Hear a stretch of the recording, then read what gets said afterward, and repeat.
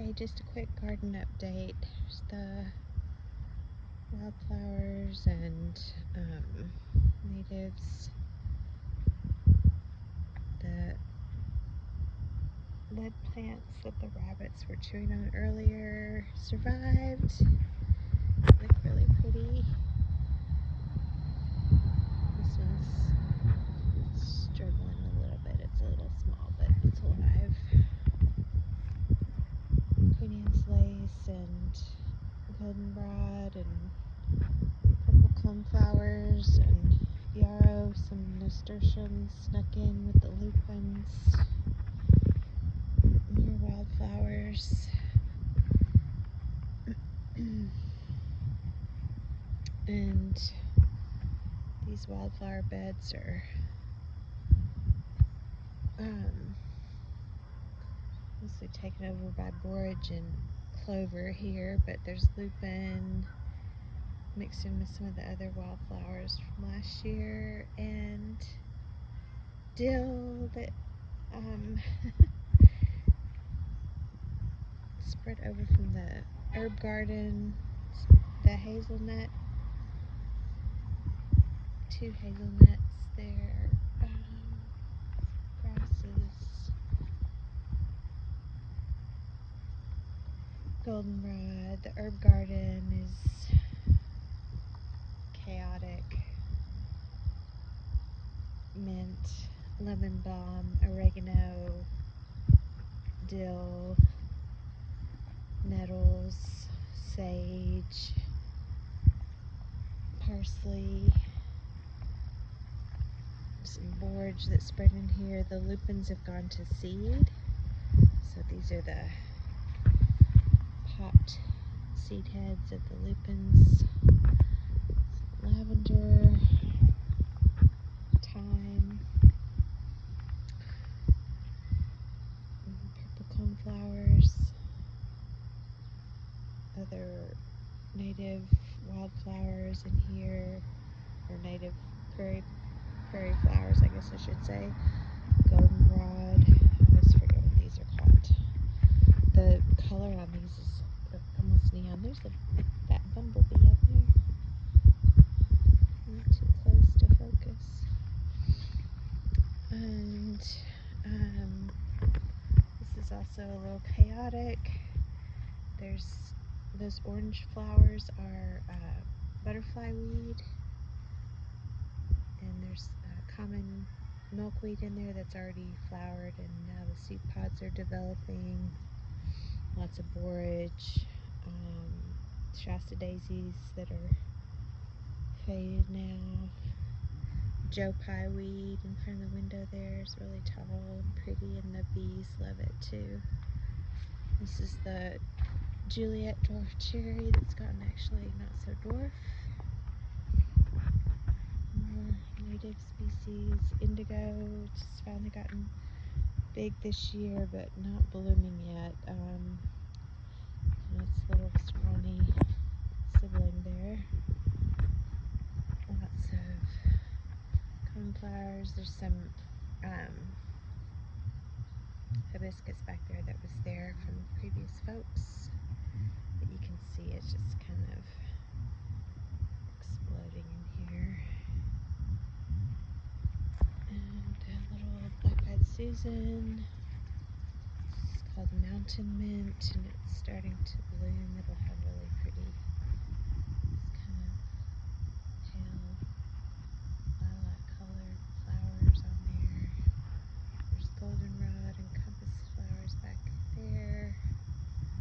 More Joe Pye weed, goldenrod, compass flowers that are faded now, pretty much past their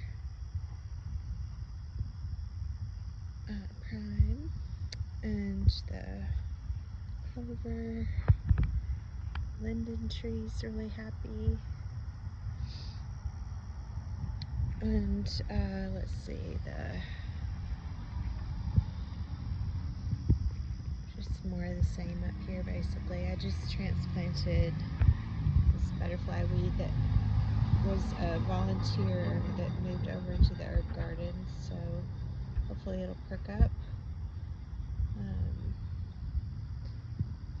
these are all still blooming. The wild bergamot is faded now, but it was so pretty in here before. This was all the wild bergamot, but that's all faded now.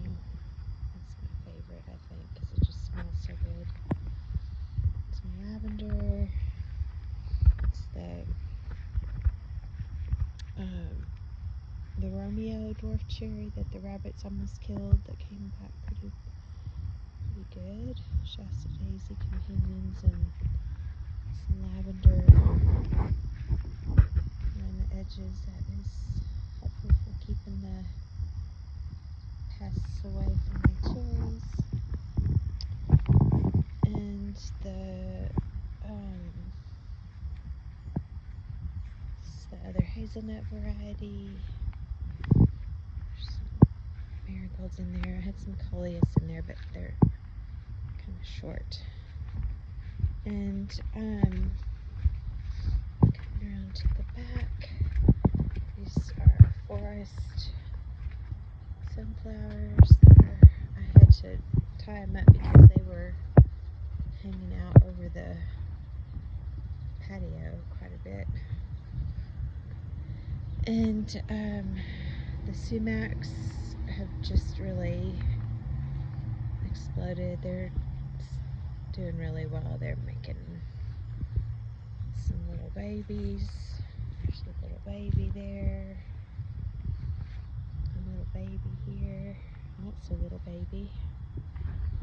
They're just massive. I can't believe how fast they've grown. This is the another hibiscus that was here from the previous folks. They kind of close up in the evenings, but during the day they're open really big and wide. Another pretty red hibiscus. The sumac, that one's massive. That one's, I don't even know how tall. It's got to be maybe, I don't know, 10 feet tall or something. And the elderberry had really pretty flowers all over it, and now they're turning into elderberries. And let's see, the white pine has gotten super tall, and it's starting to make the first pine cones. You can kind of see the silhouette of them up there, little tiny pine cones sticking out. And this is the berm that Colin built, and we planted some stuff in there and planted some seeds just to get some roots going in there to keep the berm stabilized. So there's like zucchini and cucumber and beans and stuff planted in there. Obviously super late for this season, but they're growing really fast because this has just been a couple weeks. And the raspberries are all done now, but we had lots and lots of raspberries.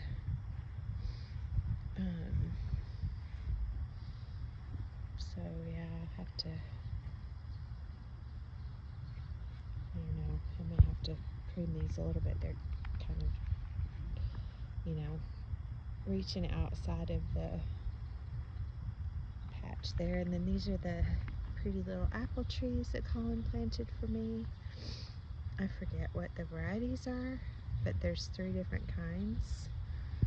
So there's this one. This one even has a little, look at that, it's got a little apple on it, but we don't eat the fruit for the first 3 years. And then this is, shoot, I forget. This one might be like a Granny Smith, I'm not sure. It's really pretty. And then this one,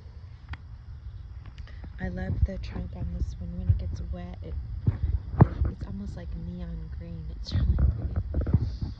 Anyway, the mulberry trees, and they're all done fruiting.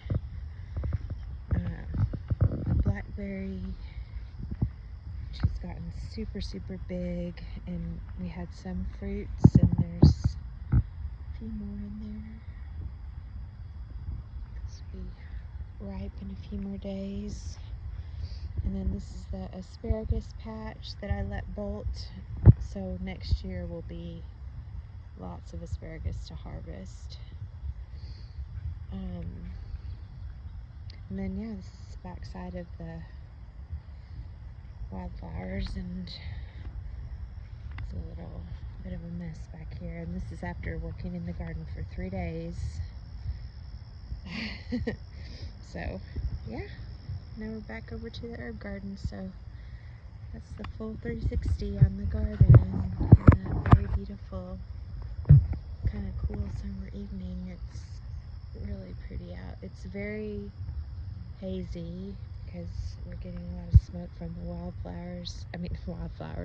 wildfires in Canada. The smoke is blowing down here, so that's why the sky looks so hazy even though it's clear. Anyway, that's the garden right now.